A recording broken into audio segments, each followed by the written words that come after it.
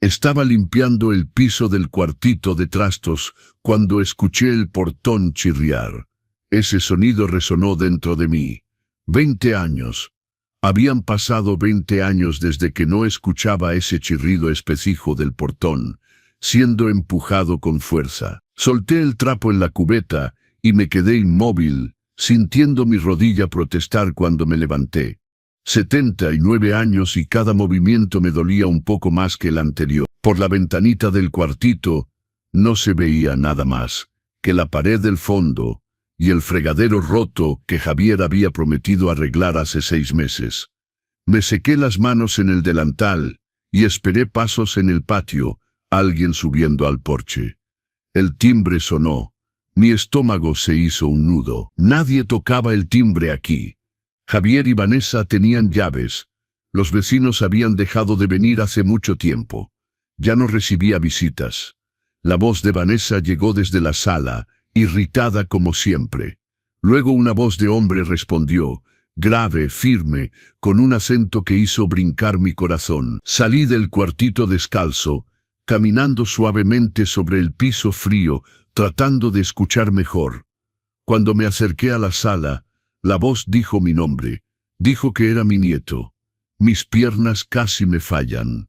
Miguel. Esa voz adulta, segura, con acento texano, era la de mi Miguel, el niño que se había ido a los 7 años llorando aferrado a mi chamarra. El hijo de María que no había visto en persona en 20 años, solo por videollamadas, cuando el internet quería cooperar y cuando Javier no andaba por ahí quejándose de la cuenta de luz. Vanessa le estaba mintiendo, diciéndole que yo estaba ocupado, que regresara otro día. Pero yo había avisado que venía. Le había dicho a Javier la semana pasada que Miguel iba a visitarme, y Javier había reaccionado con ese sarcasmo de siempre. Déjalo venir, papá. Vas a ver qué bien te cuidamos aquí. En ese momento no entendí si era ironía o amenaza. Escuché a Vanessa tratando de cerrar la puerta. Miguel no la dejó. Dijo que había tomado un vuelo de 15 horas, desde Houston, y que no se iba sin verme. Mi pecho se apretó tan fuerte que tuve que apoyarme en la pared. María había conseguido ese puesto gerencial en una compañía tecnológica y se había llevado a Miguel todavía niño. Prometió que era temporal, que pronto regresaría, pero la vida ya había mejorado. El niño creció, estudió, y México se volvió solo un lugar de nostalgia en las llamadas de cumpleaños. Entonces Vanessa pronunció esa frase que nunca voy a olvidar. Esta casa tiene nuevas reglas ahora. Don Roberto vive aquí por nuestra bondad. Bondad. Esa palabra resonó en mi cabeza como un puñetazo. Bondad. La casa que había comprado a mis 30 años trabajando como sastre, arreglando trajes de boda, sacos, reparaciones, lo que se presentara. La casa que había pagado solo después de que su madre se fuera, dejándome con 2 niños chicos y cuentas por pagar.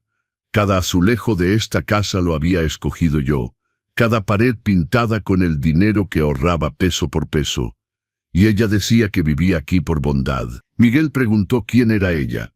Vanessa se presentó como la esposa de Javier y soltó otra bomba. Esta casa me pertenece ahora. El silencio que cayó era tan pesado que lo sentía en los huesos. Debí haber salido de ese pasillo. Debí haber corrido a los brazos de mi nieto. Pero mis pies estaban pegados al piso porque una parte de mí tenía vergüenza. Vergüenza de que me viera así, viviendo en un cuartito de trastos, lavando el piso, comiendo las sobras del refri, cuando Javier pensaba en dejarme algo. Vanessa gritó llamando a Javier. Pasos pesados bajaron la escalera. Mi hijo apareció en chancletas, sin camisa, su panza cervecera moviéndose. Cuando vio a Miguel, parado en la puerta, su cara atravesó varias expresiones: sorpresa, irritación, algo que parecía miedo que rápido disimuló. Intercambiaron formalidades huecas, Javier preguntando cómo estaba, forzando una intimidad que ya no existía. Miguel fue directo al grano. Quería saber dónde estaba yo. Papá está en el fondo, vive en el cuartito de trastos ahora. Remodelamos la casa. Él prefiere allá. Es más tranquilo. Mentira, pura mentira saliendo de la boca de mi propio hijo. Yo no prefería nada. Habían cerrado las 3 recámaras del frente, transformado mi cuarto en vestidor de Vanessa, y me habían empujado al cajibi del fondo, donde antes guardábamos herramientas de jardín. 2 metros por 3. Una cama individual, un ropero viejo, la ventanita que apenas dejaba entrar luz. Miguel no se tragó eso. Insistió y Javier cambió de tono, se puso agresivo, diciendo que Miguel había desaparecido por 20 años y ahora venía a cuestionar cómo él cuidaba de mí, que me daba comida, techo, todo, dar techo en mi propia casa.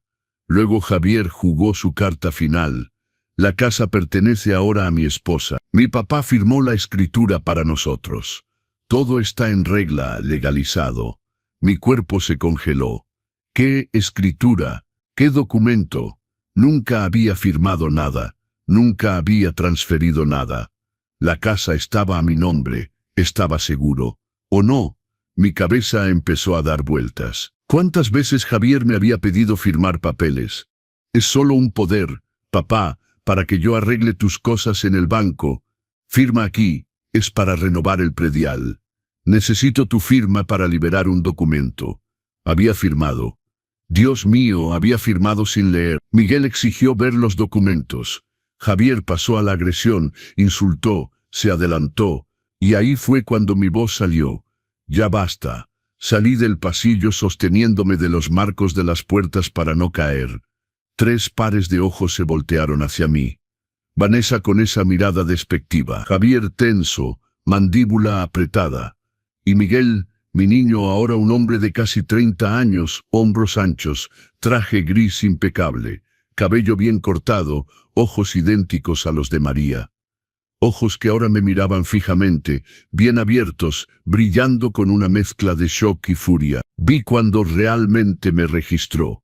El cuerpo demasiado flaco, la ropa vieja y desdorida, los pies descalzos e hinchados, el cabello blanco mal cortado porque me lo cortaba yo mismo con las tijeras de la cocina, las manos llenas de callos de tanto tallar el piso. Abuelito, su voz salió quebrada, casi un susurro de incredulidad, y en ese momento, viendo la expresión de horror formándose en el rostro de mi nieto, viéndolo mirar alrededor la casa que antes era impecable, y que ahora estaba invadida por las cosas de Vanessa, viéndolo procesar toda la información de golpe, supe que Javier había cometido el error de su vida. Porque este hombre parado en la puerta de mi sala ya no era el niño llorando aferrado a mi chamarra. Era otra cosa, y lo que iba a pasar después cambiaría todo. Antes de continuar, dime algo. ¿Crees que un hijo sería capaz de hacerle esto a su propio padre? Comenta aquí abajo qué harías si descubrieras una situación como esta en tu familia. Y si quieres saber cómo termina esta historia, dale like ahora y activa la campanita. Te garantizo que el final te va a sorprender. Ahora déjame contarte cómo empezó todo. El silencio que cayó en la sala era tan denso que podía escuchar mi propio corazón latir de forma desordenada. Miguel no me quitaba los ojos de encima. Esa mirada recorriendo cada detalle, cada marca del tiempo y del sufrimiento en mi cuerpo. Vi cuando notó las varices salientes en mis piernas, las manchas moradas en mis brazos, esas que aparecen cuando uno se golpea sin querer, pero que tardan semanas en desaparecer porque la piel ya no recupera como antes. El delantal viejo que traía puesto con manchas de cloro que ya no se quitaban. Javier rompió el silencio primero con esa risa nerviosa que siempre hacía cuando estaba acorralado. «Papá, qué sorpresa. Pensé que estabas descansando. Miguel, mira, tu abuelo está muy bien, ¿verdad? Lo cuidamos muy bien». Miguel no respondió. Siguió mirándome. Luego dio un paso hacia mí. Solo uno. Pero fue suficiente para que Vanessa se moviera, poniendo su mano en su brazo. «Escucha, creo que es mejor que regreses otro día. Don Roberto necesita descansar. No está bien de la presión». No tenía presión alta. Era mentira. Pero Vanessa inventaba enfermedades, para mí como quien inventa excusas para no ir a trabajar. Les decía a los vecinos que yo tenía Alzheimer cuando olvidaba algo. Decía que tenía problemas del corazón cuando alguien preguntaba por qué ya no salía de la casa. Puras mentiras para justificar mantenerme encerrado aquí. Abuelito, está bien. La voz de Miguel era ronca. Ignoró completamente la mano de Vanessa en su brazo y dio 2 pasos más hacia mí. Ahora podía ver mejor su cara, las líneas de expresión alrededor de los ojos, la barba bien recortada, el arete pequeño en la oreja izquierda, detalles de un hombre que no conocía pero que al mismo tiempo era tan familiar que dolía. Estoy bien, mijo. Mentí porque era lo que siempre hacía. Mentía diciendo que estaba bien. Mentía diciendo que todo estaba bien. Mentía porque me daba vergüenza admitir que mi propio hijo me había convertido en esto. No está bien. Miguel dijo, y no era una pregunta, era una constatación. Miró alrededor registrando cada detalle, la sala de piel negra que ocupaba la mitad de la sala, la tele enorme en la pared, el bar con espejo lleno de botellas caras, las cortinas de terciopelo que Vanessa había mandado hacer carísimas, mientras yo usaba una sábana vieja como cobija, porque la mía se había roto y nadie había comprado otra. Miguel, creo que estás cansado del viaje. Javier intentó de nuevo, ahora con ese tono condescendiente que usaba conmigo. El jet lag, esas cosas. ¿Qué tal si hablamos mañana más tranquilos? Hasta puedo llevarte a un buen hotel, yo pago. No, Miguel dijo simplemente, y luego miró a Javier directo a los ojos. Quiero hablar con mi abuelo a solas. Vanessa soltó una risa corta sin gracia. ¿A solas? Escucha, corazón. No lo dejamos solo con las visitas. Se confunde, dice cosas sin sentido. Te vas a preocupar por nada. No estoy confundido. Salió antes de que pudiera contenerme. La rabia subió caliente en mi garganta. Nunca he estado confundido. Deja de inventarme enfermedades, Vanessa. Su cara se endureció instantáneamente. Esa máscara de simpatía falsa cayó y solo quedó el veneno. Ah, ya ves, ya empieza con sus groserías. Nosotros aquí matándonos por cuidarlo y nos falta el respeto delante de la visita. ¿Cuidar? La palabra salió de mi boca con más fuerza de la que esperaba. ¿A eso le llamas cuidar? Javier dio un paso hacia mí, y vi ese brillo peligroso en sus ojos, el mismo brillo que aparecía cuando yo cuestionaba algo, cuando preguntaba dónde estaba el dinero de mi pensión, cuando me quejaba de dormir en ese cuartito. Instintivamente retrocedí un paso, y Miguel lo vio. Me vio retroceder ante mi propio hijo. Vio el miedo pasar por mi cara y algo cambió en él en ese momento. Su postura se volvió diferente, más rígida, los hombros más hacia atrás, la mandíbula apretada, todos afuera. Dijo con una voz tan calmada que daba miedo. Ahora espera, sobrino, tú no mandas nada aquí. Esta es mi casa. No. Miguel respondió siempre con ese tono mortalmente calmado. Es la de mi abuelo. Y voy a hablar con él a solas. Así que los dos van a salir de esta sala ahora o voy a tener que pedirlo de una manera menos amable. Vanessa resopló ruidosamente. Javier, saca a este niño de aquí.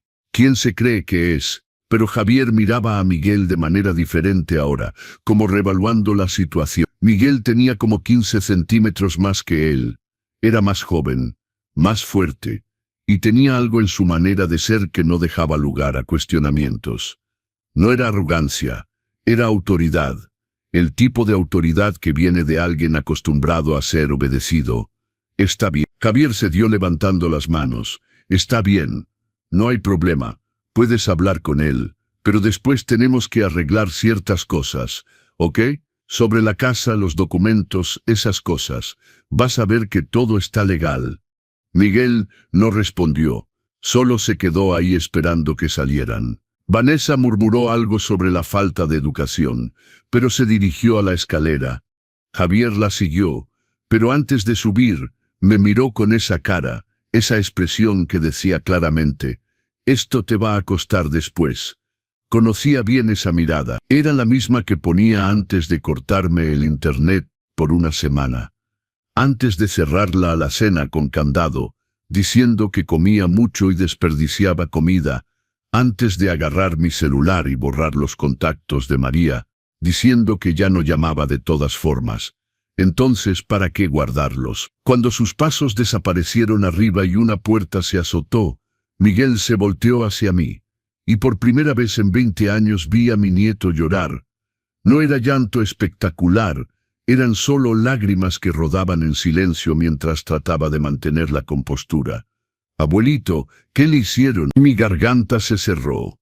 No pude responder porque si empezaba a hablar, si contaba realmente todo, me iba a derrumbar, y había pasado tanto tiempo tragándome todo o aguantando, sobreviviendo, que ya no sabía cómo dejarlo salir. Miguel cruzó la sala en 3 zancadas grandes y me abrazó, un abrazo apretado de esos que parecen querer reparar todo solo con el contacto. Olía a perfume caro y a avión, y algo que me recordaba a María. Todo mi cuerpo tembló y finalmente me derrumbé. Lloré en su hombro como no había llorado en años. Ese llanto doloroso con sollozos, de quien guardó demasiado por demasiado tiempo. No sé cuánto tiempo nos quedamos así. Él sosteniéndome, acariciando mi cabello como yo hacía cuando era chiquito, y tenía pesadillas. Cuando finalmente logré controlarme y me separé un poco, limpiándome la cara con las manos, Miguel tenía la mandíbula tan apretada que veía el músculo palpitar. «Siéntese aquí conmigo, abuelito, y cuénteme todo desde el principio. ¿Quieres continuar con la parte? Dale like, y coméntame si esta historia te está tocando el corazón». Los consejos del abuelo continúan. Nos sentamos en la sala de piel negra que yo detestaba. Esa sala que Vanessa había comprado con el dinero de 3 meses de mi pensión. Empecé a hablar. Y una vez que empecé, ya no pude parar. Le conté que Javier había regresado a la casa hace 5 años. Se había divorciado de su primera esposa, estaba desempleado, sin lugar donde quedarse. Había pedido quedarse unos días hasta organizarse. Acepté. Claro que acepté. Era mi hijo. Unos días se volvieron semanas, las semanas meses. Encontró trabajo de vendedor, pero nunca propuso ayudar con los gastos. Decía que estaba ahorrando dinero para irse, pero el dinero se iba en cerveza y carnes asadas con los cuates. Luego conoció a Vanessa. Era clienta de una tienda donde trabajaba, 15 años menor que él, llena de ambición y 0 escrúpulos. Empezaron a salir juntos. 3 meses después, ella también vivía aquí, sin pedir mi permiso. Simplemente apareció con sus maletas y Javier dijo que era temporal. Vanessa miraba la casa con ojos brillantes de codicia. Hacía comentarios sobre qué buena ubicación tenía, cómo el barrio se había valorizado, cuánto debía valer esta casa en el mercado. Javier empezó a estar de acuerdo con ella. Decía que yo no necesitaba una casa tan grande solo, que tenía más sentido vender y comprarme un departamento más chico, más fácil de mantener. Me negué. Dije que esta casa era mía, que había luchado toda mi vida por ella, que iba a morir aquí. Javier se molestó pero lo dejó pasar. Por unos meses todo siguió relativamente normal. Él vivía en el cuarto de visitas, yo en mi recámara. Una convivencia tranquila. Vanessa se quejaba de todo, pero yo hacía caso omiso. Luego llegó la pandemia. Javier perdió su empleo, Vanessa también, y de repente estaban en la casa las 24 horas, sin dinero entrando, dependiendo de mi pensión para comer.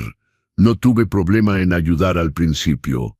Era una crisis, todos sufrían, pero las cosas empezaron a cambiar. Vanessa tomó control de la cocina. Decía que iba a cocinar para todos, organizar mejor la comida. Excepto que sus porciones eran enormes, y las mías minúsculas. Cuando cuestionaba, decía que comía mucho, que debía adelgazar, que me iba a subir la presión. Una presión que no tenía. Javier empezó a sacar el dinero de mi pensión directo del cajero. Me había dado la clave para que sacara por mí una vez que me dolía la espalda. Siguió sacando. Decía que él administraba mejor, pagaba las cuentas, guardaba lo demás. Excepto que lo demás nunca quedaba para mí. Cuando pedía dinero para comprar una medicina, ponía los ojos en blanco, y decía que las medicinas costaban demasiado, que podía esperar a que el centro de salud tuviera gratis. Empezaron a traer gente a la casa sin avisarme. Hacían carnes asadas todos los fines de semana con sus amigos. Música fuerte, bebida, tiradero que yo tenía que limpiar al día siguiente, porque Vanessa decía que las empleadas domésticas eran cosa del pasado y que yo debía hacer mi parte si quería seguir viviendo aquí. Seguir viviendo en mi propia casa. Fue por esa época que empezaron con los papeles. Javier aparecía con documentos, decía que tenía que firmar, renovación de predial, actualización catastral del banco, poder para que arreglara cosas por mí. Firmaba porque confiaba, porque era mi hijo, porque nunca imaginé que sería capaz de traicionarme. Un día me desperté y Vanessa estaba en mi recámara con una cinta métrica midiendo todo. Dijo que iban a transformar ese cuarto en su vestidor porque el cuarto de visitas era muy chico para el closet que quería y que yo me iba a cambiar al cuartito de trastos del fondo temporalmente, solo hasta que organizaran mejor la casa. Traté de resistirme, dije que no saldría de mi cuarto. Javier explotó, gritó que yo era egoísta, que me hacía un favor viviendo aquí y cuidándome, que no tenía gratitud, que si no cooperaba me iba a meter en un asilo, que estaba muy viejo para vivir solo de todas formas, y un asilo sería mejor para mí. La palabra asilo me aterrorizó tanto, que cedí. Me instalé en el cuartito de trastos, llevé mi cama, mi ropero viejo, mis pocas cosas, cerraron la puerta de lo que era mi cuarto, y empezaron la remodelación. Tumbaron una pared, pintaron, pusieron piso nuevo. Todo con el dinero de mi pensión. Lo temporal nunca terminó, el cuartito se volvió mi permanente. 2 metros por 3, sin ventilador porque Vanessa decía que consumía mucha luz. Sin tele porque Javier vendió la mía diciendo que veía muchas tonterías. Sin teléfono fijo porque cortaron la línea para ahorrar. Mi celular desapareció. Javier dijo que lo había perdido. Compró uno de esos teléfonos de teclas grandes para personas mayores y solo puso su número en la memoria. Bloqueó las llamadas de María diciendo que eran estafa, que había gente haciéndose pasar por mi hija para robar dinero. Le creí porque quería creer que mi hijo no sería capaz de aislarme de mi propia hija. Las visitas de los vecinos se detuvieron porque Vanessa abría la puerta y decía que yo estaba dormido, o enfermo, o muy confundido para recibir gente. Inventaba que tenía Alzheimer, que ya no reconocía a nadie. Los vecinos le creían y dejaban de venir. Poco a poco desaparecí del mundo. Empecé a comer sobras. Vanessa cocinaba y se servían ella y Javier primero. Lo que quedaba iba al refri para mí. A veces era poco, a veces no era nada. Cuando me quejaba de tener hambre, Javier decía que exageraba, que la comida no caía del cielo, que debía ser más agradecido. Empezaron a salir y encerrarme en la casa. Literalmente cerraban el portón con candado. Se llevaban la llave, decían que era por mi seguridad, para que no saliera y me perdiera porque me estaba poniendo chocho. No me estaba poniendo chocho, me estaba volviendo prisionero. Hubo un día que me sentí mal, dolor fuerte en el pecho, dificultad para respirar. Llamé a Javier. Tardó 5 horas en regresar a casa. Dijo que era crisis de pánico, que era teatro, que si seguía con sus caprichos iba a dejar de prestarme atención. No me llevó al doctor. El dolor pasó solo, pero la sensación de abandono se quedó. Vanessa empezó a vender mis cosas, el trinchador de madera de mi abuela, la vajilla antigua, el juego de mesa de porcelana que recibí en mi boda. Decía que no lo usaba de todas formas, que solo juntaba polvo, que el dinero de la venta iba a los gastos de la casa. Dinero que nunca vi. Remodelaron la sala, compraron sala nueva, tele nueva, estéreo, decoración. Todo muy caro. Vanessa subía fotos al Facebook, presumía la casa bonita, la vida maravillosa. Los comentarios elogiaban. Nadie sabía que al fondo, en el cuartito escondido, yo dormía en una cama vieja con una sábana rota. Javier dejó de trabajar completamente. Decía que hacía freelance, pero nunca vi dinero de freelance entrar. Pasaba el día en la computadora jugando. Vanessa encontró trabajo de recepcionista, pero solo duró 3 meses. Decía que la jefa era muy pesada. Regresó a quedarse en casa gastando mi pensión en ropa, maquillaje, salón de belleza. Empezaron a pelear. Peleas feas con gritos, insultos. Vanessa amenazaba con irse. Javier le rogaba que se quedara. Ella decía que solo se quedaba si la casa pasaba a su nombre, que no iba a seguir viviendo de caridad, que necesitaba garantía. Ahí fue cuando Javier apareció con más papel. «Firma esto», dijo. «Es una actualización de la sucesión, una formalidad para facilitar las cosas cuando te mueras, cuando me muriera». Lo dijo con tanta naturalidad como si hablara del clima. Firmé. Dios me perdone. Firmé porque estaba cansado de pelear, cansado de que me trataran como un estorbo, cansado de escuchar que era una carga. Solo quería paz. Pensé que firmando esos papeles me dejarían en paz. 2 semanas después, Vanessa llegó a casa con una enorme sonrisa y una botella de champán. Dijo que la casa estaba a su nombre ahora, oficial, registrado ante notario, y que las cosas iban a cambiar aquí. Cambiaron. Perdí completamente el derecho de opinar sobre cualquier cosa. No podía elegir qué ver en la tele porque no tenía tele. No podía cocinar porque la cocina era territorio de Vanessa.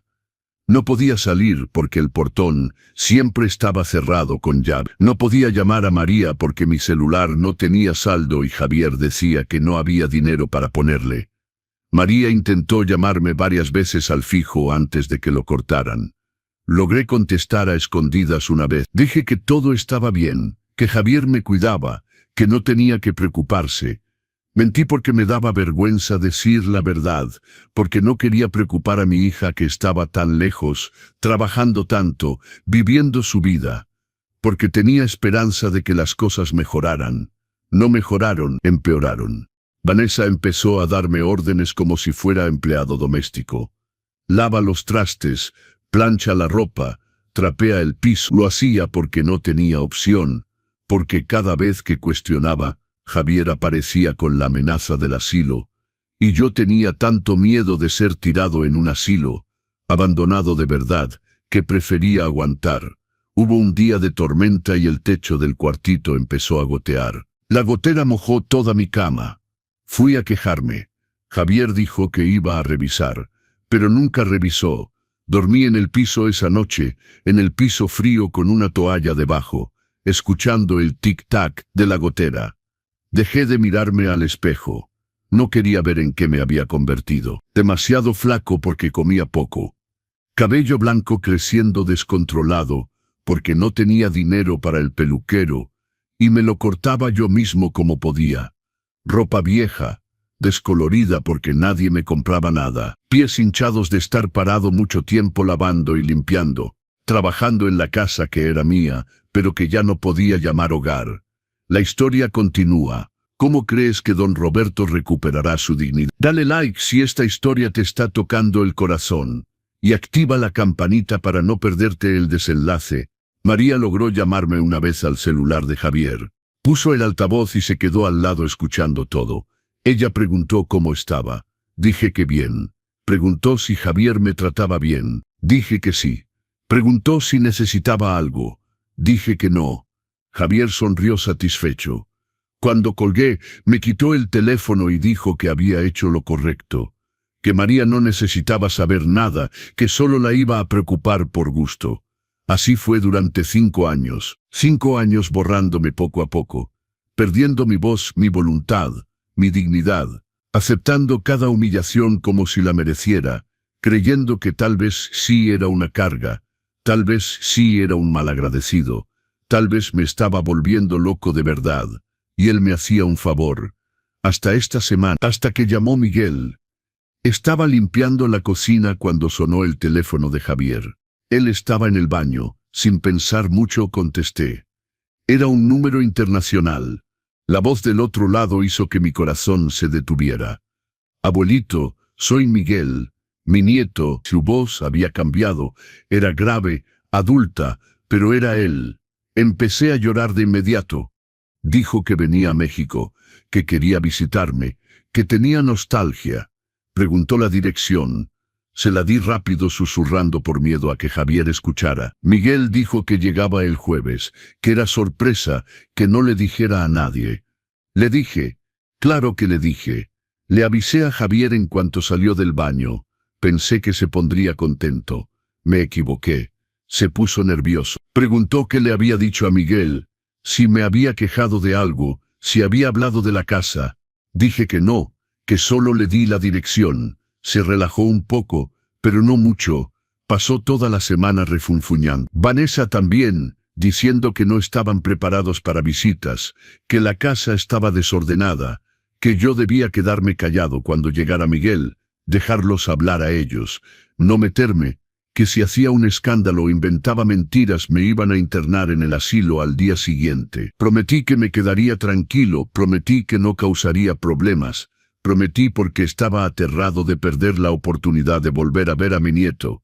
Y luego llegó, tocó el timbre ese jueves por la tarde, y todo se derrumbó. Cuando terminé de contar, estaba temblando. Miguel se había quedado cada vez más callado durante el relato. Ahora estaba sentado, los codos en las rodillas, las manos cubriendo su cara. Sus hombros temblaban. Lloraba en silencio. ¿Por qué no llamó a mamá? ¿Por qué no pidió ayuda? Tenía vergüenza, admití. Vergüenza de admitir que mi propio hijo me hizo esto. Vergüenza de arrancar a tu mamá de su vida, de su trabajo, para venir a resolver mi problema. Vergüenza de haber sido tan tonto como para firmar esos papeles sin leer.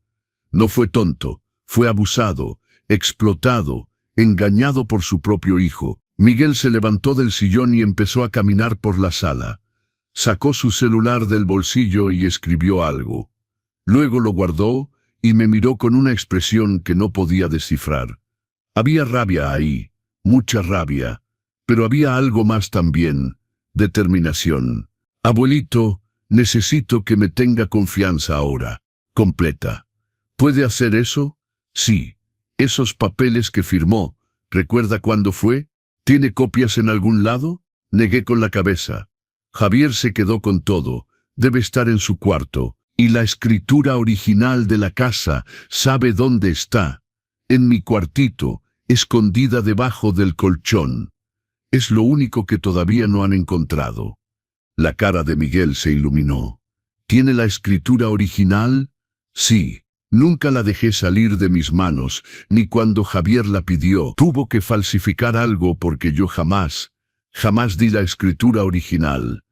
Miguel se arrodilló frente a mí y tomó mis manos. Entonces la casa sigue legalmente a su nombre. Lo que sea que hayan registrado es fraude. ¿Entiende eso? Fraude documental, delito federal. Mi corazón se aceleró. Pero Javier es mi hijo. No quiero que vaya a la cárcel. Abuelito, él merece ir a la cárcel. Cometió un crimen, varios crímenes, desfalco, privación ilegal de la libertad, maltrato a persona mayor, falsificación de documentos. Fue víctima de violencia financiera y psicológica durante 5 años.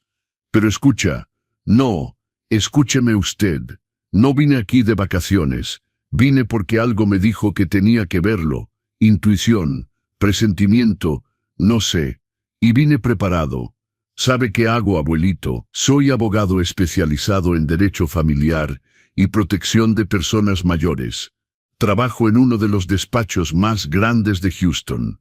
Trato casos de abuso financiero, explotación familiar, desviación de bienes. Es exactamente lo que hago todos los días. Me quedé paralizado mirándolo. Mi nieto, el niño que se había ido a los 7 años con un osito de peluche en su mochila. Ahora un abogado especializado exactamente en lo que yo necesitaba. Y hay más, continuó Miguel. No vine solo.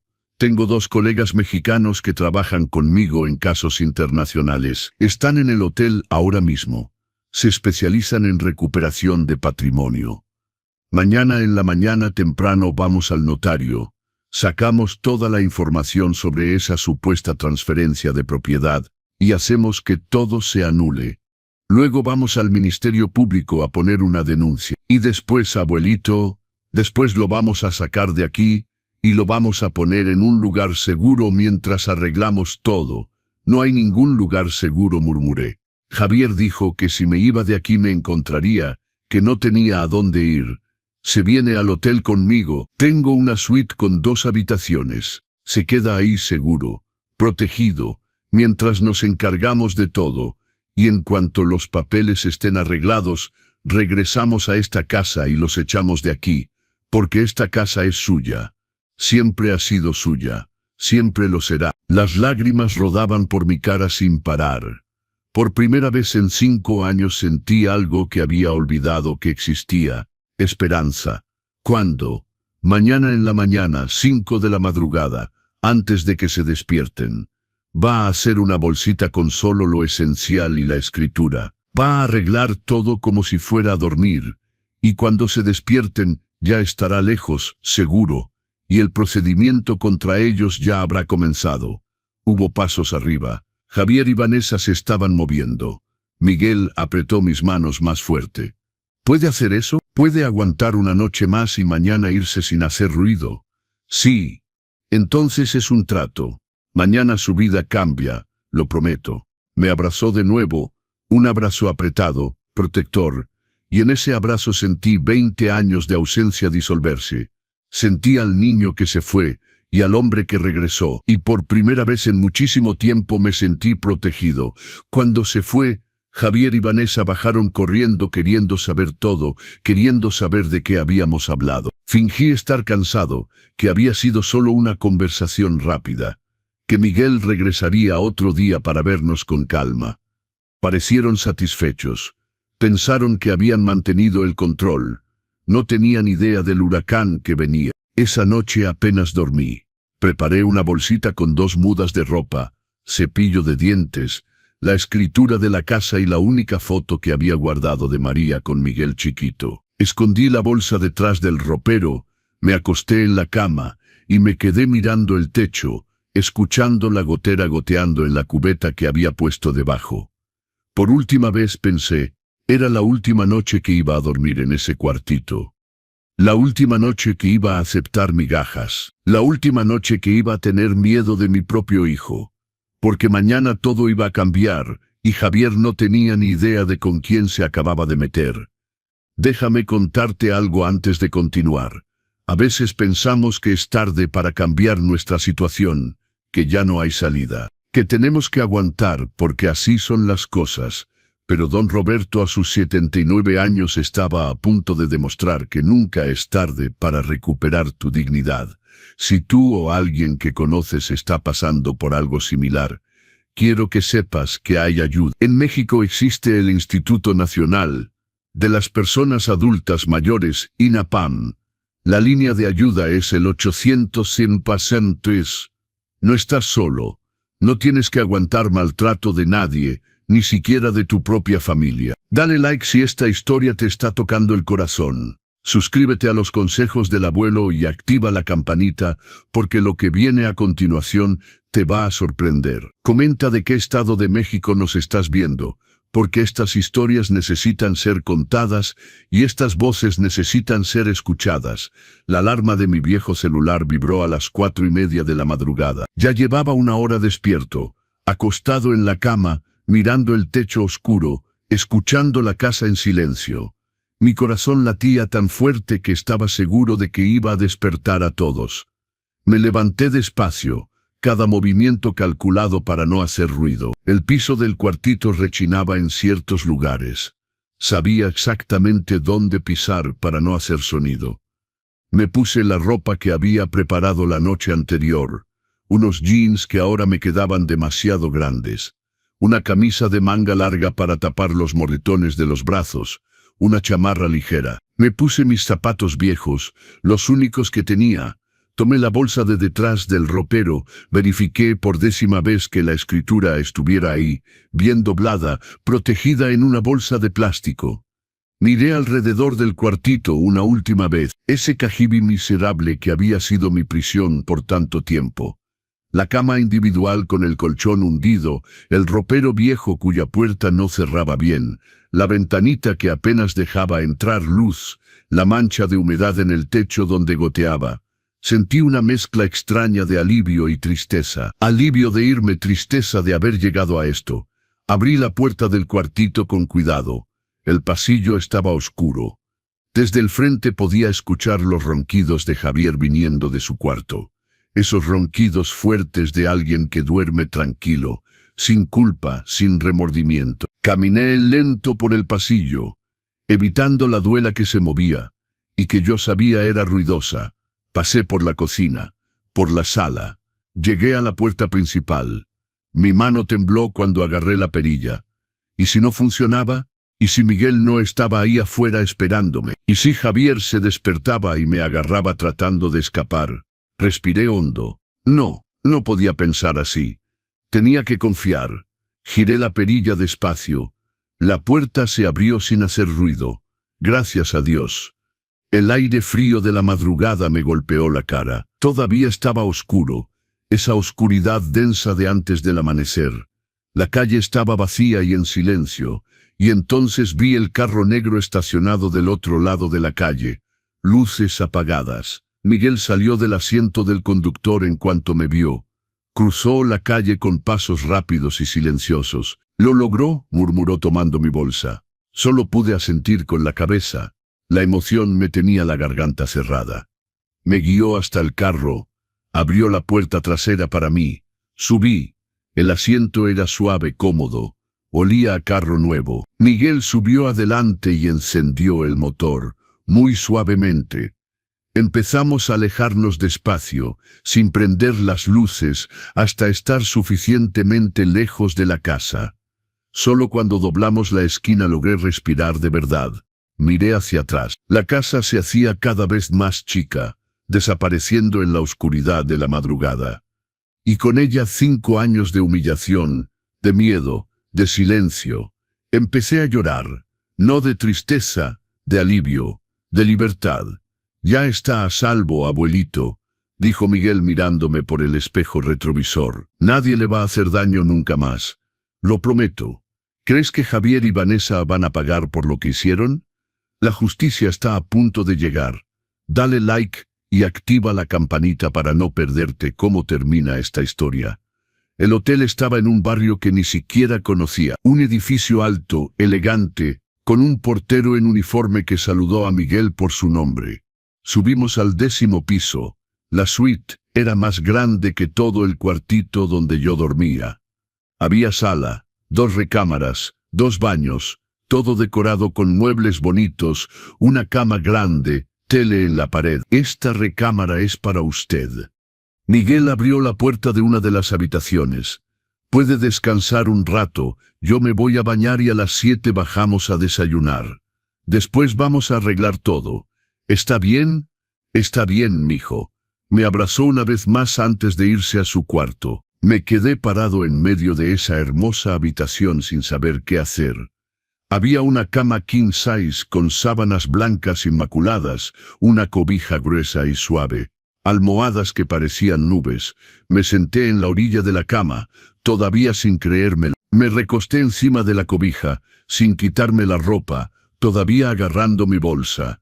Y por primera vez en años dormí sin miedo, sin escuchar pasos amenazantes, sin preocuparme si habría comida mañana, sin tener frío. Dormí en paz. Me desperté con Miguel tocando suavemente la puerta, diciendo que el desayuno estaba listo. Me levanté todavía medio mareado. Me lavé la cara en el baño enorme lleno de toallas suaves y jabones perfumados. Cuando salí, Miguel estaba en la sala con otros 2 hombres, ambos en traje, con portafolios, aspecto profesional. «Abuelito, le presento a mis asociados, el licenciado Durán y el licenciado Mendoza. Nos van a ayudar con todo».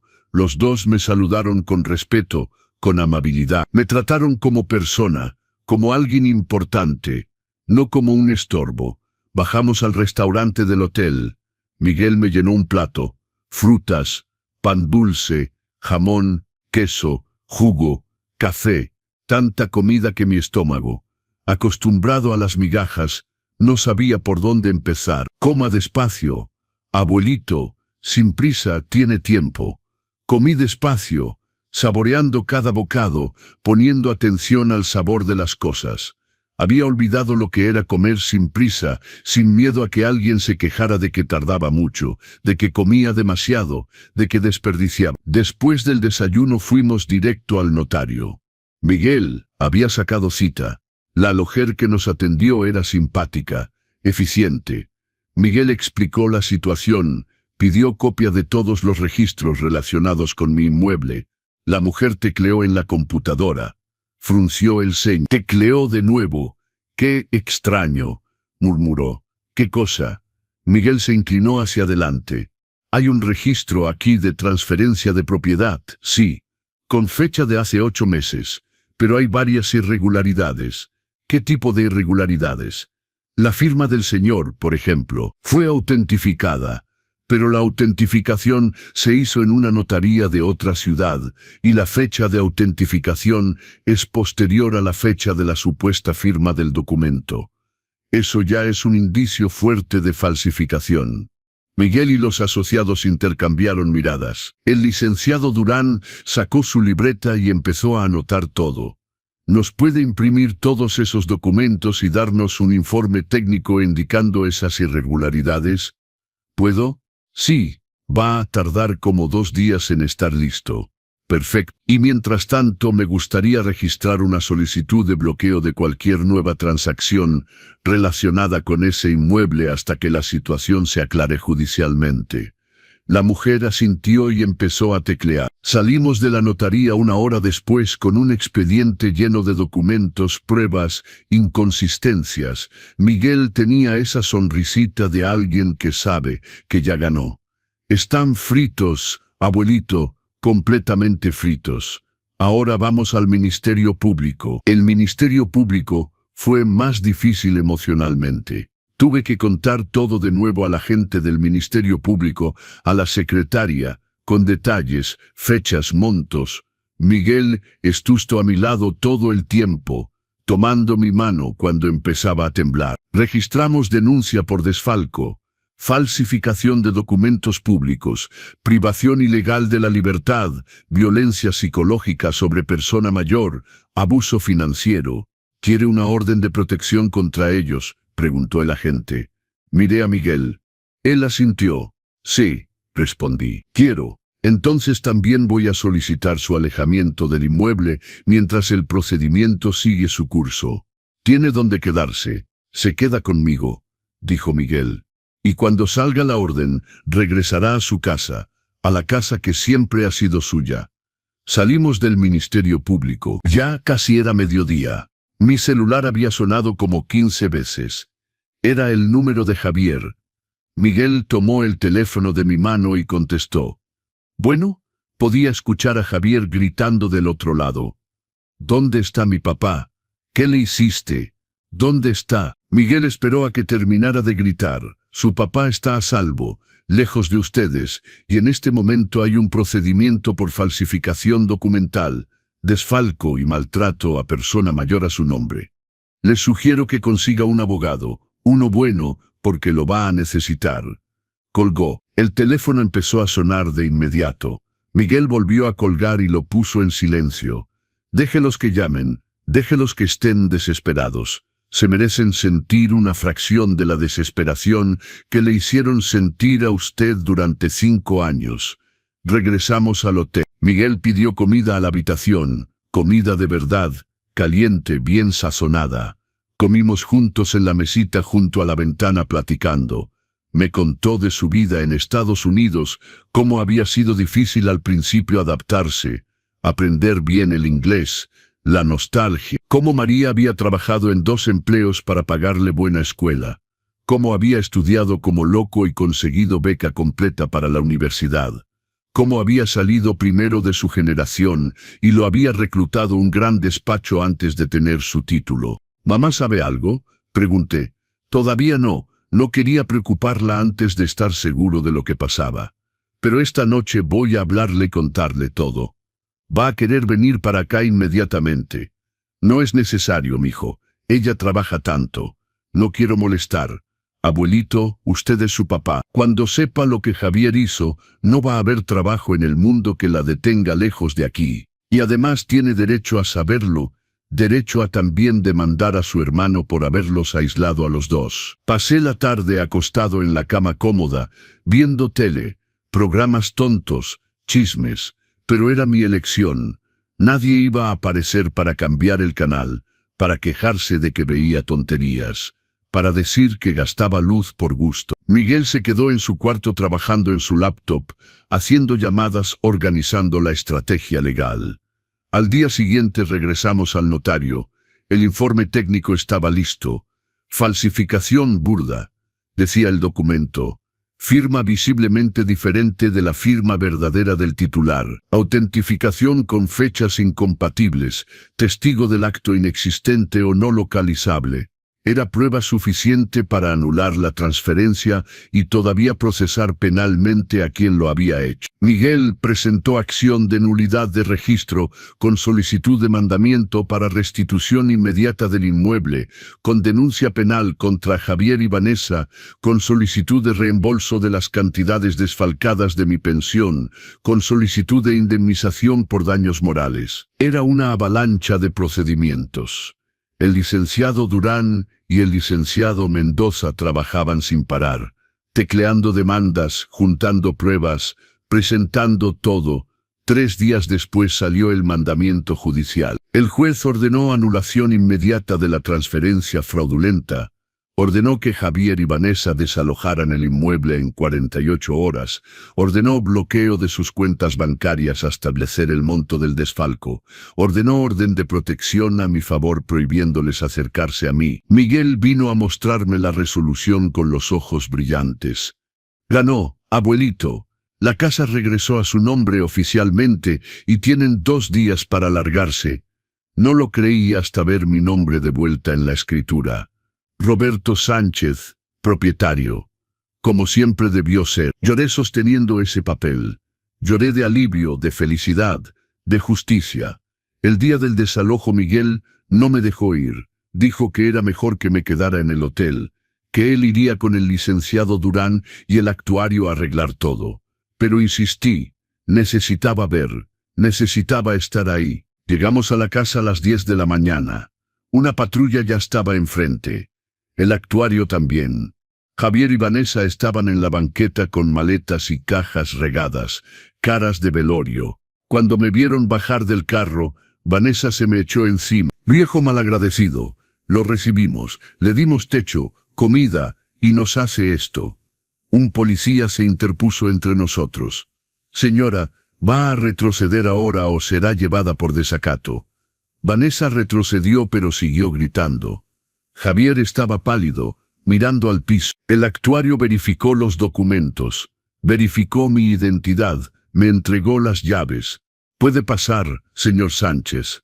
El inmueble está oficialmente de nuevo bajo su posesión. Tomé las llaves de mi casa, subí los escalones del porche, abrí la puerta, entré. La casa estaba en desorden. Cajas volteadas, muebles movidos, mugre por todos lados. Habían recogido sus cosas a la carrera sin ningún cuidado. Pero era mi casa, mía de nuevo. Caminé por la sala, por el pasillo, miré en lo que antes era mi cuarto y que Vanessa había transformado en vestidor. Ropa cara, zapatos, bolsas, todo comprado con mi dinero. Miguel entró detrás de mí. Los vamos a demandar por cada peso desfalcado. Abuelito, va a recuperar todo con intereses y actualización. Fui hasta el cuartito del fondo. Miré ese cajibi miserable una última vez. Nunca más iba a dormir en un lugar así. Nunca más iba a aceptar migajas. Nunca más iba a tener miedo en mi propia casa. El licenciado Durán apareció en la puerta. Señor Sánchez, contratamos una empresa de limpieza. Vienen mañana temprano a hacer limpieza profunda. Y hay un camión que viene ahorita con muebles nuevos que ordenó el licenciado Miguel. Miré a mi nieto. Hizo esa sonrisita apenada. No podía dejar que regresara a su casa sin tener una cama decente. Abuelito, compré lo esencial. Cama nueva para su cuarto. Sala nueva. mesa, estufa, refri. Lo demás, lo vamos comprando poco a poco como usted quiera. Mi corazón se infló tanto que apenas cabía en mi pecho. Abracé a mi nieto ahí en medio de la sala desordenada y lloré. Lloré todo lo que había guardado, todo el miedo, todo el dolor, toda la humillación. Lloré hasta que no me quedaron lágrimas. Si llegaste hasta aquí, dale like, suscríbete a los consejos del abuelo, activa la campanita y dime en los comentarios de qué estado de México estás viendo este video. Porque estas historias tienen que contarse, estas voces tienen que escucharse, y juntos creamos una red de apoyo, de información, de fuerza. La historia continúa y el desenlace te va a sorprender. La justicia llegó, pero ¿qué pasará con Javier y Vanessa? ¿Y cómo será la vida de don Roberto ahora? Las últimas 2 partes te van a emocionar, hasta las lágrimas. Pasamos el resto del día arreglando. Miguel y los licenciados ayudando. La empresa de limpieza llegó en la tarde e hizo una limpieza básica. Los muebles nuevos se entregaron y armaron. Cuando cayó la noche, la casa ya parecía casa. Dormí en mi hogar esa noche. En mi cama nueva king size, con sábanas que olían bonito y una cobija bien calientita. En mi cuarto, en mi casa. Me desperté al día siguiente con el sol entrando por la ventana. Sol de verdad, no esa luz débil que entraba por la ventanita del cuartito. Los procedimientos contra Javier y Vanessa siguieron su curso. Intentaron defenderse, inventaron excusas, dijeron que yo estaba senil, que había autorizado todo, que solo querían ayudarme. No funcionó. La prueba era demasiado sólida. La falsificación era demasiado evidente. El desfalco estaba demasiado documentado. Javier fue sentenciado a 3 años de prisión en régimen semiabierto por falsificación de documentos públicos y desfalco.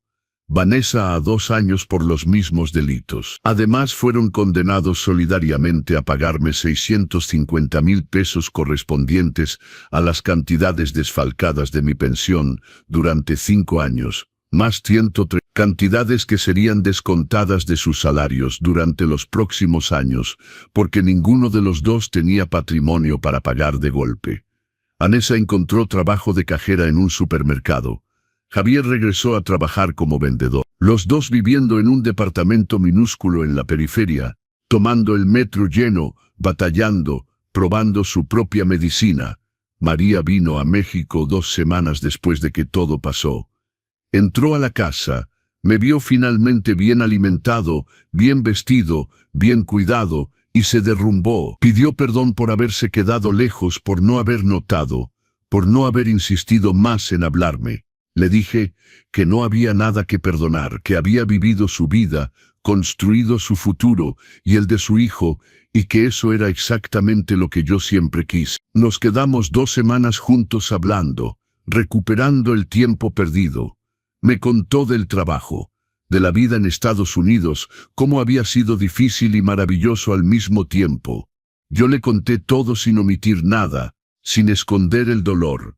Y de cierta manera hablar de todo fue liberador. Cuando regresó a Estados Unidos, la vida fue volviendo a la normalidad poco a poco. Una nueva normalidad, mejor. Pinté toda la casa, llamé a los vecinos para un café, reactivé amistades que habían sido cortadas. Volví a salir, a caminar, a vivir. Puse un portón nuevo, no para protegerme de ladrones, sino porque ese portón, viejo con ese chirrido específico, me recordaba cosas que quería olvidar. Transformé el cuartito del fondo en lo que era, un cuarto de trastos. Cerré la puerta con llave, no quería ni mirar ese lugar. La recámara que era mía volvió a ser mía. La decoré a mi manera, con mis cosas, mi cama, mi ropero, mis decisiones. Javier intentó llamarme varias veces desde la prisión. No contesté. Mandó cartas pidiendo perdón, diciendo que se había equivocado, que se arrepentía. Las leí, las guardé, pero no respondí, porque el perdón no significa olvidar, no significa volver a confiar, no significa darle otra oportunidad a alguien que ya demostró que no la merece. Tal vez algún día perdone. Cuando la herida cicatriz por completo, Cuando mirar atrás ya no duela. Pero ese día todavía no llegó.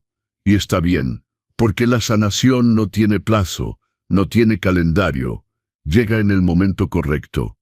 Miguel regresa a México cada 3 meses, se queda una semana conmigo, cocinamos juntos, vemos programas tontos en la tele, platicamos hasta tarde. Me enseña a usar el celular nuevo que me compró, me muestra cómo hacer videollamadas con María, cómo pedir comida por aplicación, cómo ver fotos en Instagram. María llama todas las semanas, nos quedamos horas en el teléfono, cuenta del trabajo, de los proyectos, de la vida. Yo cuento del jardín que volví a cuidar, de los rosales que volvieron a florecer, de la banca de madera que mandé a arreglar y donde me siento todas las tardes a tomar un café. Empecé a frecuentar un grupo de encuentro para adultos mayores en el barrio. Hay gimnasia, baile, paseo. Hice amigos, salgo a comer, voy al cine, vivo, que pasé 5 años solo sobreviviendo. Ahora quiero vivir de verdad, intensamente, aprovechando cada día como el regalo que es. Una vecina me preguntó si no extrañaba a Javier, si no estaba triste de tener a mi hijo en la cárcel. La miré y respondí con sinceridad. Extraño al hijo que crié, al niño que arrullaba cuando tenía pesadillas, al adolescente que me abrazaba y decía que yo era el mejor papá del mundo. Pero a ese hombre que me encerró en un cuartito, que robó mi dinero, que me humilló, que me hizo pasar hambre en mi propia casa, a ese no lo conozco, y no se puede extrañar a alguien que no conoces. La verdad duele, pero libera. Hoy sentado aquí en mi terraza, tomando mi café en mi taza favorita, viendo mi jardín florecido, pienso en todo lo que atravesé, y pienso en cómo estuve a punto de rendirme, estuve a punto de aceptar que esa era mi vida, estuve a punto de creer que me lo merecía, pero entonces Miguel empujó ese portón y todo cambió. A veces pienso, ¿y si no hubiera venido? ¿Y si no hubiera llamado? ¿Y si hubiera muerto en ese cuartito, solo, olvidado, derrotado? Pero vino. Y no morí. Resucité Resucité porque nunca es tarde para empezar de nuevo. Nunca es tarde para recuperar tu dignidad. Nunca es tarde para decir no, para poner límites, para exigir respeto. No importa tu edad, no importa cuánto tiempo llevas aguantando, no importa qué tan bajo hayas caído, siempre se puede levantar, siempre se puede luchar, siempre se puede ganar. Y si estás atravesando algo similar, si estás siendo humillado, abusado, desvalorizado por alguien de tu propia familia, escucha lo que tengo que decirte. No te lo mereces. No eres un estorbo. No eres una carga. Eres un ser humano con derechos, con dignidad, con valor. Busca ayuda. Llama a Lina Pam, número 800-CM73, línea de ayuda para personas mayores víctimas de maltrato en México. Habla con un vecino, con un amigo, con alguien de la iglesia, con cualquiera que pueda escucharte. Porque no estás solo. Hay gente que se preocupa por ti. Hay leyes que te protegen. Hay una justicia esperando ser impartida. Antes de cerrar esta parte de la historia, quiero compartir contigo algo importante. El maltrato a personas mayores es más común de lo que cree. Según el INEGI, en México más de 15% de los adultos mayores sufren algún tipo de maltrato, y el 40% de esos casos vienen de la propia familia. Señales de que un adulto mayor está siendo maltratado. Cambios repentinos en el comportamiento o personalidad. Aislamiento de amigos, familiares, moretones o lesiones inexplicables. Miedo notable hacia ciertas personas, falta de higiene o cuidado personal, ausencia de dinero o posesiones que antes tenían, desnutrición a pesar de contar con recursos económicos, vivir en condiciones inadecuadas cuando hay dinero disponible. Si ves estas señales en alguien que conoces, actúa. No mires para otro lado. Tu intervención puede salvar una vida. Recursos de ayuda en México, INAPAM. 800. Pero también es real en el sentido de que se puede cambiar, se puede luchar, se puede ganar. Dale like si esta historia te tocó el corazón. Suscríbete a los consejos del abuelo para más historias que necesitan ser contadas. Activa la campanita para no perderte el cierre de esta historia. Y comenta de qué estado de México nos estás viendo, porque necesito saber que estas palabras llegaron a ti, que estas historias están sembrando conciencia, que juntos estamos creando un cambio. Hace unos días me senté en mi sala nueva que yo escogí, viendo fotos viejas. Encontré una de cuando Javier tenía 7 años. Estábamos en el parque, él en los columpios, yo empujándolo, los dos riéndose. Lloré viendo esa foto. No lloré por el hombre en que se convirtió, sino por el niño que fue, por las promesas que no cumplió, por el amor que se torció hasta volverse crueldad. ¿En qué momento un niño que te abraza se convierte en un hombre que te encierra? ¿En qué momento el amor de hijo se pudre hasta volverse desprecio? ¿En qué momento alguien decide que el dinero vale más que la dignidad de quien le dio la vida? No tengo respuestas, solo tengo preguntas y una certeza. Nadie merece lo que me hicieron. Nadie. Y si me pasó a mí, le puede pasar a cualquiera. Por eso hablo, por eso cuento, por eso comparto, porque el silencio es el mejor aliado del maltrato. Porque la vergüenza solo protege al agresor. Porque si mi historia salva, aunque sea a una persona de pasar por lo que yo pasé, valió la pena contarla. La semana pasada recibí una carta. Era de una mujer de Monterrey, que vio uno de los videos donde conté parte de mi historia en una plática comunitaria. Me escribió para decirme que su suegra estaba pasando por algo similar. Que gracias a escuchar mi historia se dio cuenta de las señales.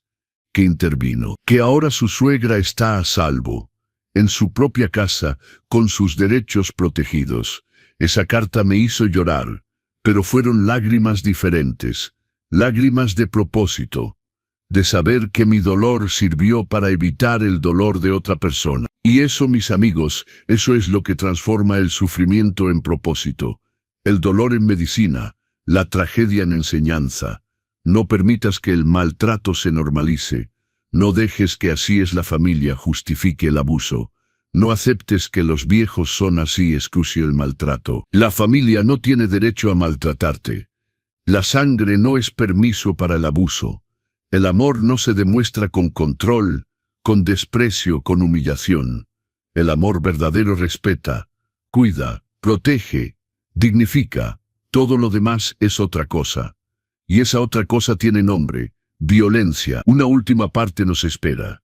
El cierre de esta historia te va a dejar pensando.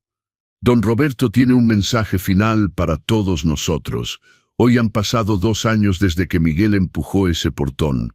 2 años desde que recuperé mi vida, mi casa, mi dignidad. La casa ya no se parece en nada a lo que era. Cambié los colores de las paredes, pinté de azul claro mi recámara, porque siempre me gustó ese color. Pero Vanessa decía que era de mujer. Puse plantas en el jardín, muchas plantas, rosas, bugambalias, jazmines. La casa huele bonito ahora, huele a vida. Cada mañana me levanto en mi cama cómoda, me preparo mi café como me gusta. Me siento en la terraza a ver el amanecer. A veces todavía no lo creo, a veces pienso que voy a despertar y estar de vuelta en ese cuartito, con el techo goteando, con el frío, con el hambre. Pero no, esto es real, esto es mi vida ahora. Los vecinos volvieron, al principio con curiosidad, después con cariño. Doña Lupita de la casa de al lado me trae tamales los sábados. Don Héctor me invita a jugar dominó con los compañeros del barrio. La señora Carmen me corta el cabello gratis, porque dice que un caballero como usted merece verse bien. Me llaman Don Roberto, con respeto. Ya no soy el viejito loco que vive en el fondo. Soy Don Roberto, el sastre retirado que recuperó su casa. El hombre que se defendió, el abuelo que no se rindió. El grupo de adultos mayores se volvió mi segunda familia. Vamos a excursiones, a museos, al cine. La semana pasada fuimos a Chapala. Hacía 20 años que no salía de Guadalajara. 20 años encerrado, primero por miedo, después por prisión. Me subí a la lancha en el lago y sentí el viento en la cara y lloré. Lloré de felicidad, de libertad, de estar vivo de verdad. Conocí a una señora en el grupo. Se llama Elena. Tiene 72 años. Es viuda. Fue maestra de primaria. Platicamos mucho. Nos reímos juntos. Me hace sentir joven otra vez. No sé si es amor, no sé si es solo compañía, pero es bonito, es suave, es sin miedo. Miguel se puso contentísimo cuando le conté. Te lo mereces, abuelito. Mereces ser feliz. Mereces tener a alguien que te valore. A veces Elena viene a mi casa. Cocinamos juntos, vemos películas, platicamos de la vida. Me cuenta de sus hijos, de sus nietos. Yo le cuento mi historia, no toda de golpe, poco a poco. Y ella escucha sin juzgar. Un día me dijo, Roberto, tú no eres tus cicatrices, eres tu valentía para seguir adelante a pesar de ellas. Esas palabras me cambiaron algo por dentro. Toda la vida me había sentido menos por lo que me pasó. Avergonzado, como si el maltrato me hubiera manchado de alguna forma permanente. Pero Elena tenía razón. No soy lo que me hicieron, soy lo que hice con eso. Soy la fuerza que encontré para salir. Soy la dignidad que recuperé. Soy la vida que reconstruí. María vino a visitarme el mes pasado. Trajo a sus 2 hijos menores, mis otros nietos que apenas conocía. Mateo de 12 años y Sofía de 9. Se quedaron 2 semanas. Llenaron la casa de ruido, de risas, de vida. Les conté historias, les enseñé a hacer cometas. Los llevé al parque. Hicimos todo lo que no pude hacer con Miguel cuando se fue. Sofía me dijo, abuelito, cuando sea grande quiero ser abogada como Miguel para defender a los abuelitos. El corazón se me hizo chiquito. Le dije, mija, tú sé lo que quieras ser, pero nunca dejes que nadie te haga sentir menos. Y si ves a alguien siendo maltratado, no te quedes callada. Tu voz puede salvar vidas. Miguel sigue viniendo cada 3 meses. Ya es parte de la rutina. Llega un viernes por la tarde. Se queda hasta el domingo siguiente. Cocinamos, platicamos, vemos películas. A veces solo nos sentamos en silencio, cada uno leyendo o viendo su celular. Y está bien, es suficiente. Es paz. Me enseñó a usar las redes sociales. Tengo Facebook ahora, tengo WhatsApp. Hablo con gente de todo México que pasó por cosas similares. Comparto mi historia. Escucho las suyas. Nos apoyamos. Creamos un grupo que se llama Adultos Mayores con Dignidad. Ya somos más de 2000 personas. Compartimos recursos, información legal, apoyo emocional. Nos recordamos unos a otros que merecemos respeto, que no estamos solos, que nunca es tarde para defenderse. Una señora de Veracruz me escribió hace unos días. Su hijo le estaba haciendo lo mismo que Javier me hizo a mí. Le di el número de Miguel. Miguel la conectó con abogados locales. Ahora está en proceso de recuperar su casa. Otro señor de Puebla me llamó llorando. Dijo que llevaba 3 años durmiendo en un cuarto sin ventanas, comiendo sobras, limpiando la casa de su nuera. Le dije lo que ahora sé. Señor, usted no tiene que aguantar eso. Hay ayuda, hay leyes, hay justicia. No se rinda. 2 meses después me volvió a llamar. Estaba de vuelta en su casa. Su hijo estaba enfrentando cargos. Lloraba pero ahora de felicidad. Don Roberto, usted me salvó la vida. Pensé que iba a morir así. Gracias. No los salvé yo, se salvaron ellos mismos. Yo solo les mostré que era posible. El otro día fui al mercado. Una señora me reconoció. Me había visto en un reportaje que hicieron sobre maltrato a adultos mayores, donde conté mi historia. Se acercó, me abrazó, lloró en mi hombro. Mi papá está pasando por lo mismo, dijo. Pero tiene miedo de hablar, miedo de que mis hermanos se enojen, miedo de quedarse solo. La llevé a tomar un café. Hablamos 2 horas. Le di información, números de ayuda. Le conté detalles de mi proceso legal. Le dije lo más importante, su papá no está solo. Usted está ahí, y hay toda una red de gente lista para ayudar. Solo tiene que dar el primer paso. Me llamó una semana después. Su papá había puesto la denuncia, ya había orden de protección. Estaban peleando la casa. Don Roberto, no sé cómo agradecerle. No me agradezca a mí, agradézcale a su papá por ser valiente. Y usted siga cuidándolo, siga creyéndole, siga apoyándolo. Eso es lo que él necesita. He aprendido tanto en estos 2 años. He aprendido que el perdón es para uno, no para el otro. Que sanar no significa olvidar. Que la familia es quien te cuida, no quien comparte tu sangre. He aprendido que nunca es tarde. Que 79 no es demasiado viejo para empezar de nuevo. Que mientras haya vida, hay posibilidad de cambio. He aprendido que la vergüenza es del agresor, no de la víctima. Que contar tu historia no es debilidad, es fuerza. Que pedir ayuda no es fracaso, es valentía. He aprendido que la dignidad no se pierde, solo se olvida. Y se puede recuperar. Siempre se puede recuperar. Javier cumplió su condena. Salió hace 3 meses. No ha intentado contactarme. Escuché que se fue a Tijuana, que está trabajando en una maquiladora. Vanessa se quedó en Guadalajara, pero en otra colonia. No sé nada más. No quiero saber. A veces me pregunto si piensa en mí, si se arrepiente de verdad o solo de haber sido atrapado, si entiende el daño que hizo o solo lo ve como mala suerte. No tengo respuestas. Y está bien, ya no necesito sus respuestas. Ya no necesito su arrepentimiento. Ya no necesito nada de él. Cerré ese capítulo. No con rabia, no con rencor, con tristeza sí, porque duele que tu propio hijo te traicione así. Pero también con aceptación. Aceptación de que algunas personas simplemente no son quien quisiéramos que fueran. María me preguntó si alguna vez lo perdonaría. Le dije la verdad. No lo sé, hija. Tal vez no. Pero lo que sí sé es que ya no dejo que lo que hizo defina mi vida. Ya no le doy ese poder. El perdón, si llega, será para mi paz, no para su alivio. Y llegará si tiene que llegar, en su propio tiempo. Por ahora vivo cada día como regalo. Me despierto agradecido. Me duermo en paz. En el medio, vivo cuando riego mis plantas. Vivo cuando platico con Elena. Vivo cuando Miguel me llama. Vivo cuando ayudo a alguien más. Vivo cuando simplemente me siento en mi terraza, viendo el atardecer con mi café en la mano. Esto es vivir. No solo respirar, no solo existir. Vivir de verdad, con propósito, con dignidad, con alegría.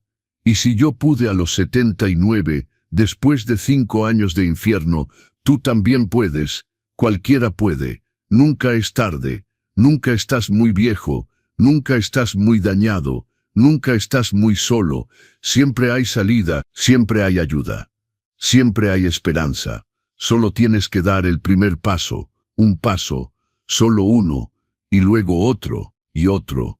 Y un día miras atrás y te das cuenta de qué tan lejos llegaste, de cuánto cambiaste, de cuánto creciste, y te sientes orgulloso. No por lo que te pasó, sino por lo que hiciste con eso. La semana pasada me invitaron a dar una plática en un centro comunitario. Había como 100 personas. Conté mi historia completa, desde el chirrido del portón hasta el día de hoy. Cuando terminé, el silencio era total. Luego una señora empezó a aplaudir. Luego otra. Luego todos.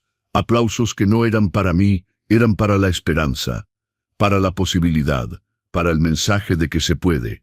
Después de la plática se acercaron como 30 personas, cada una con su historia, cada una pidiendo ayuda, cada una necesitando escuchar que no estaba sola.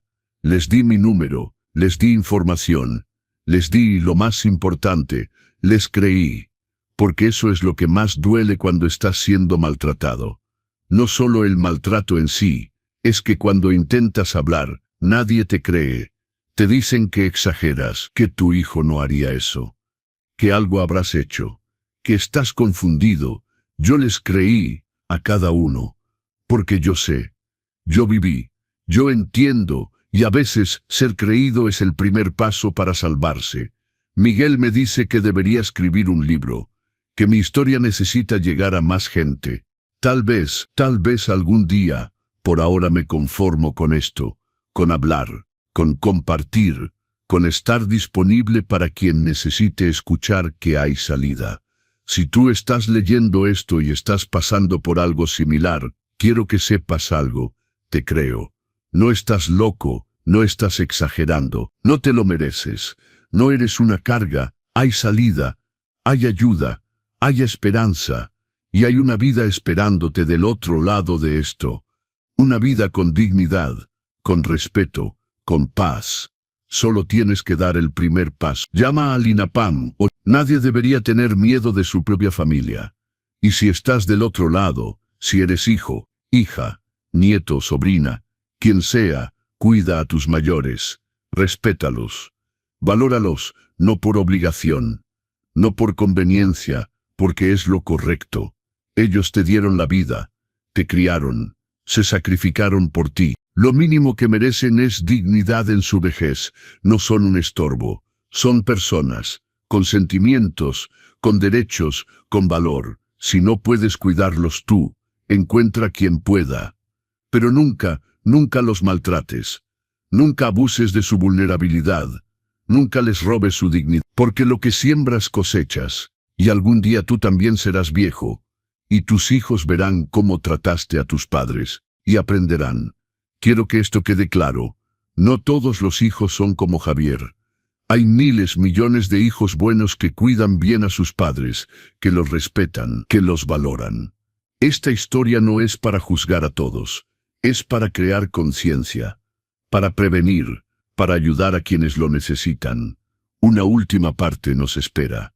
El mensaje final de Don Roberto que cambiará tu perspectiva sobre la familia, la dignidad y la vida. Y para ti que llegaste hasta aquí, que escuchaste esta historia completa, tengo algo que pedirte. No te quedes callado. Si ves a un adulto mayor siendo maltratado, habla. Si sospechas que algo no está bien, investiga. Si alguien te cuenta que está sufriendo, créelo. Tu voz puede salvar una vida. Tu acción puede cambiar un destino. Tu valentía puede ser la chispa que alguien más necesita para salvarse. No digas no es mi problema. No digas seguro exagera. No digas en eso no me meto. Porque hoy es ese adulto mayor. Mañana puede ser tú. Hoy, mientras escribo esto, estoy sentado en mi terraza. Es domingo por la tarde. Elena viene en una hora. Vamos a ver una película. Miguel llega el viernes que viene. María me llamó en la mañana. Tengo café recién hecho. Mis rosales están floreciendo. El sol está tibio. Hay música suave de fondo. Esta es mi vida ahora. Simple, tranquila, digna, mía. Y valió la pena cada lágrima, cada miedo, cada batalla para llegar aquí. Porque esto, esta paz, esta libertad, esta dignidad, esto es lo que merezco. Lo que mereces tú. Lo que merecemos todos, no menos que esto, nunca menos que esto.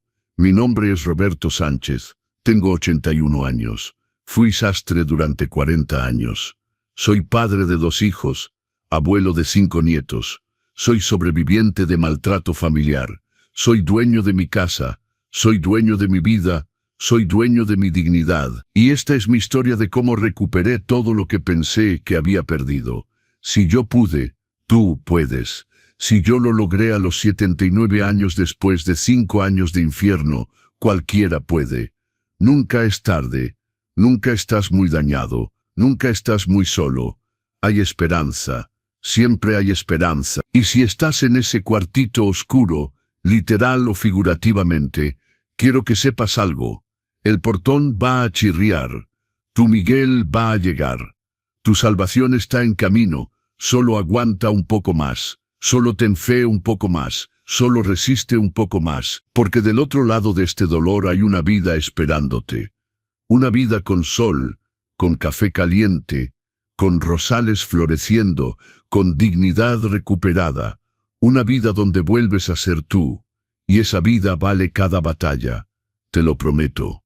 Porque yo estoy viviéndola, y es hermosa. Vital, guarda estos números. México, INAPAM, Instituto Nacional de las Personas Adultas Mayores. 8 cambios inexplicables en documentos financieros. Miedo notable a familiares, condiciones de vida inadecuadas teniendo recursos, desnutrición o deshidratación sin explicación médica, moretones o lesiones frecuentes, falta de higiene personal, medicamentos sin tomar o sobredosis. Eres testigo de maltrato. Documenta lo que observas, fotos, videos, testimonios. 2. Habla con la persona a solas si es posible. 3. Ofrece ayuda específica, no solo general. 4. Reporta a las autoridades, con evidencia. 5. No confrontes al agresor directamente. Mantente involucrado. No desaparezcas si eres la víctima. 1. Tu seguridad es prioridad. Sal si hay peligro inmediato. 2. Guarda documentos importantes en lugar seguro. 3. Busca un aliado de confianza. 4. Documenta todo, fotos, grabaciones si es legal. Escrito. Contacta a un abogado especializado. 6. No tengas vergüenza, el maltrato no es tu culpa. 7. Cree en ti mismo, tu instinto es correcto. Mensaje final. A los 81 años, he aprendido que la vida te da segundas oportunidades. A veces cuando menos las esperas, a veces de las formas más inesperadas. Aquel portón chirriando no fue casualidad, fue providencia. Fue el universo diciéndome, todavía no, Roberto, tu historia aún no termina, y si estás leyendo esto tu historia tampoco ha terminado. Hay capítulos hermosos esperándote, hay amaneceres por ver. Hay café por tomar, hay risas por compartir, hay dignidad por recuperar, hay vida por vivir. Solo tienes que dar el primer paso, y yo estaré aquí, desde mi terraza en Guadalajara, mandándote fuerza, mandándote esperanza, mandándote la certeza de que sí se puede. Porque si este viejo sastre de 79 años pudo enfrentar a su propio hijo, recuperar su casa, reconstruir su vida y encontrar paz otra vez, tú también puedes. Confía en eso, créelo, vívelo. Tu Miguel está en camino, tu portón va a chirriar, tu liberación está cerca. Solo aguanta, solo resiste, solo ten fe, el resto llegará, te lo prometo. Con todo mi corazón, don Roberto Sánchez, 81 años de edad, 79 años cuando recuperé mi dignidad. Y cada día desde entonces, aprendiendo que nunca es tarde para volver a vivir, porque estas historias necesitan contarse, estas voces necesitan escucharse, estas vidas necesitan salvarse, y juntos, un video a la vez, un comentario a la vez, una llamada a la vez, estamos creando el cambio. Gracias por estar aquí, gracias por escuchar. Nos vemos en el próximo video, donde seguiré compartiendo historias de vida, de esperanza, de dignidad recuperada, porque mientras haya alguien sufriendo en silencio, yo seguiré hablando en voz alta. Hasta pronto, familia. Y recuerda, nunca es tarde para recuperar tu dignidad. El maltrato envejece el alma, pero la dignidad recuperada la rejuvenece. Don Roberto Sánchez.